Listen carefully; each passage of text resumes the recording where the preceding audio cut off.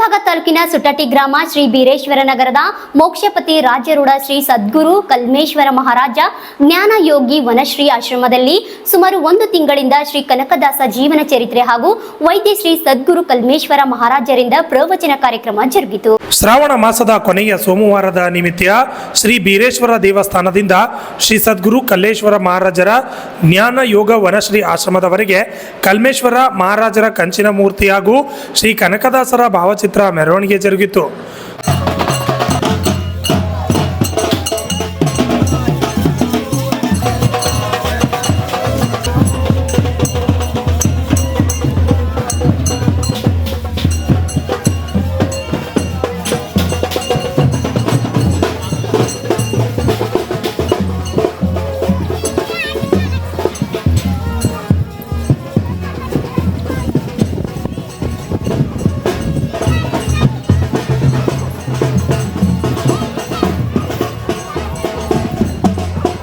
ಮುತ್ತೈದೆಯರು ಕುಂಭ ಹೊತ್ತು ಆರತಿ ಹಿಡಿದು ಮೆರವಣಿಗೆ ಉದ್ದಕ್ಕೂ ಓಂ ನಮಃ ಶಿವಾಯ ಎಂದು ನಾಮಸ್ಮರಣೆ ಮಾಡುತ್ತಾ ಆಶ್ರಮ ತಲುಪಿದ್ರು. ಆಶ್ರಮದಲ್ಲಿ ಬೃಹತ್ ಶಿವಲಿಂಗಕ್ಕೆ ಸ್ವಾಮೀಜಿ ಮತ್ತು ಮುತ್ತೈದರಿಂದ ಅರಿಶಿನ ಕುಂಕುಮ ಮಿಶ್ರಿತ ನೀರಿನಿಂದ ಅಭಿಷೇಕ ನೆರವೇರಿಸಲಾಯಿತು.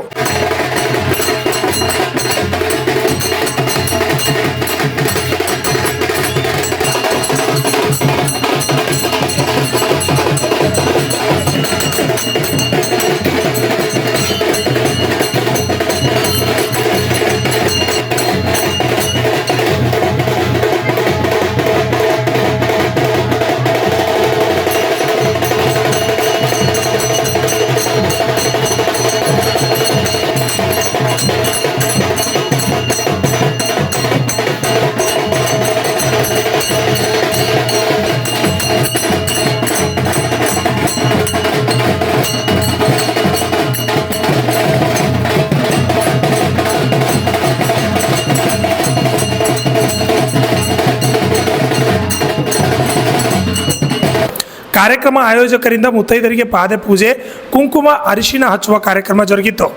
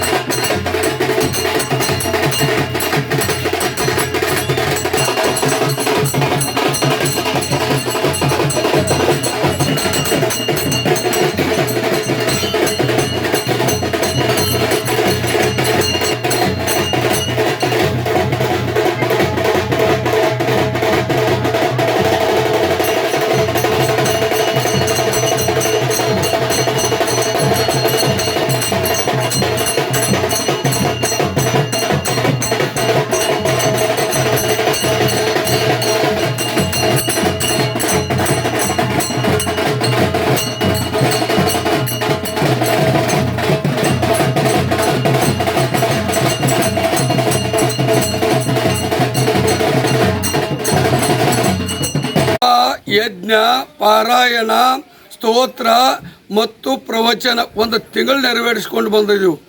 ಈ ದಿವಸ ಏನಾಗೈತಪ್ಪ ಅಂತ ಕೇಳಿದ್ರೆ ಮತ್ತೊಮ್ಮೆ ಎಲ್ಲರನ್ನು ಕೂಡಿಸಿ ವಿಶೇಷವಾಗಿ ಮಾನವ ಜಾತಿ ಒಂದ, ಮಾನವ ಕುಲ ಒಂದಂದಲ್ಲಿ ಸುಖ ಅದ, 2 ಅಂದಲ್ಲಿ ದುಃಖ ಅದ.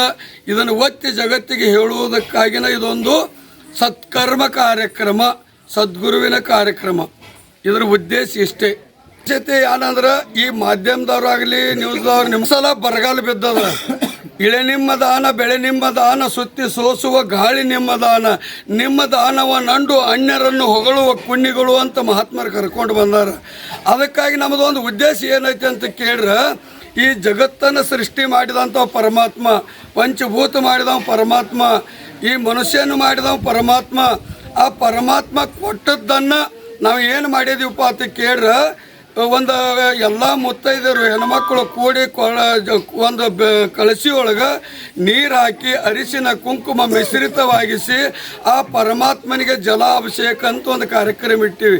ಇದು ಯಾಕೆ ಇಟ್ಟಿವಿ ಅಂದ್ರೆ ಬರಗಾಲ ಬರದೇ ಇರಲಿ, ಎಲ್ಲ ಲೋಕ ಶಾಂತವಾಗಿರಲಿ, ಸಮೃದ್ಧಿ ಆಗಿರಲಿ, ಹಸಿರಾಗಿರಲಿ, ಎಲ್ಲರಿಗೂ ಉಸಿರು ಹೆಂಗಿರ್ಬೇಕಂದ್ರೆ ಆನಂದಮಯ ಉಸಿರಾಗಿರಲಿ ಅಂತ ಈ ಫಂಕ್ಷನ್. ಈಗ ಮತ್ತೇನು ಕಾರ್ಯಕ್ರಮ ಅಂದ್ರೆ ಪ್ರವಚನ ಅದಾವು, ಪಾರಾಯಣ ಅದಾವು, ಜಪ ಅದಾವು, ಸದ್ಗುರುನಾಥನ ಪಂಚಾಮೃತ ಅಭಿಷೇಕ ಐತಿ, ಡೊಳ್ಳಿನ ಪದಗಳದಾವು. ಹಿಂಗೆ ಅನೇಕ ರೀತಿ ಯಾವ್ಯಾವ ಕಲಾವಿದರಿಗೆ ಯಾವ್ಯಾವ ಬರ್ತದ ಎಲ್ಲ ಮನೋರಂಜನೆ ಕಾರ್ಯಕ್ರಮನ ಇಟ್ಟಿವಿ.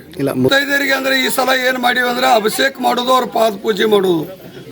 ಮುತ್ತೈದರಿಗೆ ಅವರ ಪಾದ ಪೂಜೆ ಮಾಡೋದು, ಈ ಮಠದ ವತಿಯಿಂದ ಅವ್ರು ಏನು ಕಳಸಿ ಮೇಲೆ ಕಾಯಿ ತಂದಿರ್ತಾರಲ್ಲ ಅದನ್ನು ಗುರುವಿನ ಹಸ್ತದಿಂದ ಮಂತ್ರ ಹಾಕಿಸ್ಕೊಂಡು ಮನೆಗೆ ಹೋದ್ರಂದ್ರೆ ಅವ್ರ ಮನೆಯಲ್ಲಿ ಇರ್ತಕ್ಕಂಥ ಯಾವ ದುಷ್ಟ ಶಕ್ತಿನೂ ಉಳಿಯಂಗಿಲ್ಲ. ಅವೆಲ್ಲ ಭಸ್ಮವಾಗಿ ಅವ್ರ ಮನೆಯಾಗ ಶಾಂತಿ, ಸಮಾಧಾನ, ಸೌಖ್ಯ ನೆಲೆಸ್ತೈತಿ ಅನ್ನೋದು ಇದು ಸಿದ್ಧಾಂತದ ಮಾತು. ಯಾಕೆ ಗುರು ಕೃಪಾ ಹಸ್ತದಳು ಕೈಲಾಸವೋ ಕರಪಿಡಿದು ನಂಬಿದರೆ ಕಾಣುವುದು. ಭಕ್ತಿಯಿಂದ ಅದ ಕಾಯಿ ಯಾರು ಗುರುಗಳ ಕೈ ಕೊಟ್ಟು ಮಂತ್ರಿಸ್ಕೊಂಡು ಹೋಗ್ತಾರೋ ಆ ಕಾಯಿ ಅವ್ರ ಮನೆಯಾಗಿದ್ದರೆ 33 ಕೋಟಿ ದೇವತೆಗಳು ಅವ್ರ ಮನೆಯಾಗಿದ್ದಂತೆ. ಯಾಕಂದ್ರೆ ಅವ್ರಿಗೆ ಯಾವ ಬಾಧೆನೂ ಇಲ್ಲ, ಯಾವ ಭಯನೂ ಇಲ್ಲ. ಈ ಉದ್ದೇಶ, ಈ ಕಾರ್ಯಕ್ರಮದ ಉದ್ದೇಶ. ಆ ಸಕಲ ಭಕ್ತರಿಗೆ ಇಲ್ಲಿ ಏನು ಮಾಡೈತೆ ಅಂತ ಕೇಳಿದ್ರೆ ಒಂದು ವಿಚಿತ್ರದ ಇಲ್ಲಿ ಏನದ ಅಂತ ಕೇಳಿದ್ರೆ ಎಲ್ಲ ಭಕ್ತರು ದಾನ ಧರ್ಮ ಮಾಡಿ ಅನ್ನ ಪ್ರಸಾದ ತಯಾರು ಮಾಡೋರು ಅವರು, ಸ್ವೀಕಾರ ಮಾಡೋರು ಅವರ, ಲೋಕಕ್ಕೆ ಹಕ್ಕವರು ಅವರ. ಇದೆಲ್ಲ ಭಕ್ತರ ಮಾಡಿಸ್ತಿರ್ತಕ್ಕಂಥ ಒಂದು ಕಾರ್ಯಕ್ರಮದ. ಹೆಂಗದ ಎಲ್ಲ ಭಕ್ತರು ಕೂಡಿ ಮತ್ತು ಇದನ್ನು ಅನ್ನ ಪ್ರಸಾದ ಮಾಡಿ ಇವತ್ತು ಹೆಂಗೈತೆ ಅಂತ ತಿಳ್ಕೋರಿ. ಪ್ರಸಾದವನ್ನು ನಮ್ಮ ಶರೀರದೊಳಗೆ ಹೋತಂದ್ರೆ ಈ ಮಾಂಸಮಯ ಕಾಯಿ ಹೋಗಿ ಮಂತ್ರಮಯ ಕಾಯಿ ಆಗ್ತದೆ. ನಮ್ಮಲ್ಲಿ ದುಃಖ ಅನ್ನೋದು ಕಡಿಮೆ ಆಗಿ ಸುಖ ಅನ್ನೋದು ನಮ್ಮಲ್ಲಿ ತಾನಿಂತಾನ ಬರ್ತದೆ. ಅದಕ್ಕೆ ಇಂಥ ಗುರುವಿನ ಪ್ರಸಾದ ಜಗತ್ತಿಗೆ ಮುಟ್ಲಿ ಅಂತೇಳಿ ಇವತ್ತು ಅನ್ನ ಪ್ರಸಾದನೂ ಎಲ್ಲ ಭಕ್ತರು ಕೂಡಿ ಮಾಡಿಸ್ಯಾರ.